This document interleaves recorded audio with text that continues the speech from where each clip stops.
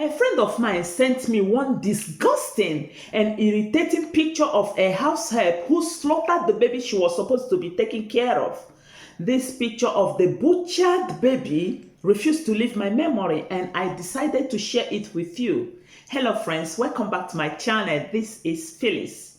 Our grandparents have no history of keeping house helps. It all started with our parents, but then they carefully took house helps from their extended families and friends. And because these house helps were related to the babies they were taking care of, there were no history of killing and maltreating the children. But what do we have today? There are so many people whose job is to get you house helps. You contract them and pay them, and they can go to the end of the world to bring you house helps. They don't care the type of person they are bringing into your home. All they care about is their money. From the money you pay them, they take the lion's share and give a pittance to the family of the house help. When these house help arrive into your homes, you treat them like slaves. They work like ATM machines in your homes. 24 hours, they are on their feet serving you. They are the first to wake up in the morning, and they are the last to go back to bed at night. You treat them poorly, feed them poorly, dress them poorly, and so on. And because they cannot get at you, they take revenge at your children. Nigerian mothers, fake madams, you have happily transferred your role as a mother and wife in the family to your house helps. Your house help is now the mother of your children. She is the one cooking in your home. Your house help cooks, she feeds the children, she washes their clothes, she cleans the house, she takes them to school, she brings them back. And the bitter thing is that she doesn't only take care of your children, she also is the one taking care of your husband. And one of these days, she will work overtime and you will begin to cry. In the home, you don't do anything as a mother and wife. You only wear the tag of a mother in the house, but you don't affect any motherly role.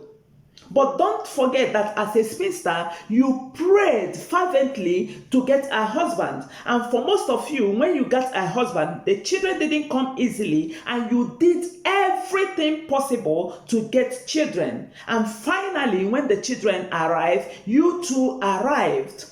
You graduated into a thick madam. You got yourself a house help and happily transferred your role to your house help. Taking house help is now a fashion in Nigeria. Every family has house help. You don't do anything in the family again. Everything is your house help. When your children want anything from you, you come, hey, come, go to her, go to her. Come and take this child away from here. No.